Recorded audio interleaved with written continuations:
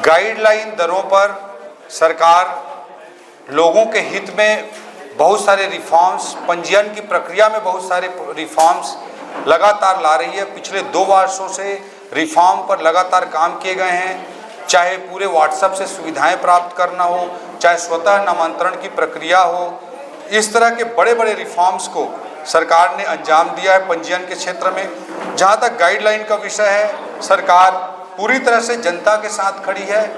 जो आम लोग हैं उनके हितों की चिंता कर रही है। जो किसान हैं उनको उचित मुआवजा, जब किसान का जमीन अधिग्रहण होता है तो उनको उचित मुआवजा मिले। मिडिल क्लास जब होम लोन लेने जाता है, बैंक फाइनेंसिंग कराने जाता है तो उसको उचित लोन मिल सके, काला धन नियंत्रित हो सके, और साथ ही साथ रियल इस्टेट के भी जो हमारे साथी हैं उनको भी सभी दिशा में काम करने में सहूलियत हो। इन सभी बातों का सामंजस्य बिठाते हुए सरकार चाहे पंजीयन की प्रक्रिया हो, चाहे गाइडलाइन की दरें हो, उस पर ओपन होकर काम कर रही है। बड़े रिफॉर्म के प्रोसेस को आगे बढ़ाया गया है। 10,000 कंडिकाएं थी, उसमें इर्रेशनल अतार्किक कंडिकाओं को 4,000 से अधिक कंडिकाओं को समाप्त किया गया है। इस तरह के बड़े रिफॉर्म के प्रोसेस में कुछ 5%, 10% एरिया में कुछ विसंगति पैदा हुई होगी, अव्यवहारिकता हुई होगी। उसके लिए कल केंद्रीय मूल्यांकन बोर्ड ने भी ये निर्णय लिया है कि 31 दिसंबर तक जिला स्तर पर जिला मूल्यांकन बोर्ड उसकी समीक्षा करके केंद्रीय मूल्यांकन बोर्ड को उपलब्ध कराएगी, और उसके कहीं पर भी अव्यवहारिक है उसको ठीक करने के लिए भी सरकार तैयार है।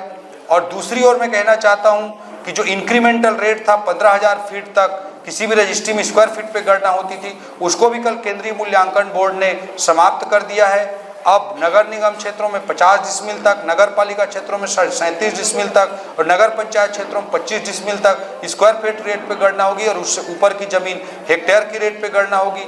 इसके अलावा अभी जो चेंजेस किए गए थे उसके अलावा उससे इतर मध्य प्रदेश जमाने से मांग थी कि जो अपार्टमेंट बिल्डिंग होते हैं, हाई राइज बिल्डिंग होते हैं, उस पर मिडिल क्लास के जो फ्लैट बन रहे होते हैं उस पर केवल पंजीयन में बिल्टअप स्पेस की गणना की जाए, इस तरह का मांग था। जबकि सुपर बिल्टअप एरिया के आधार पर रजिस्ट्री होती थी, कॉमन एरिया और बिल्टअप एरिया दोनों को मिलाकर रजिस्ट्री की जाती थी। उस पर भी कर केंद्रीय मूल्यांकन बोर्ड ने शहर में vertical development, high rise development अधिक प्रोत्साहित हो, और मिडिल क्लास के जो फ्लैट पे रहते हैं उनको अधिकाधिक लाभ हो, उसके लिए जो बिल्टअप एरिया को ही पंजीयन में गिना जाएगा, इसका भी एक बड़ा निर्णय लिया है। इस तरह के सारे सुधारवादी कदम सरकार लगातार कर रही है, और कहीं पर भी 5-10% अव्यवहारिकता होगी उसको भी ओपन माइंडसेट से सरकार ठीक करने के लिए प्रतिबद्ध है।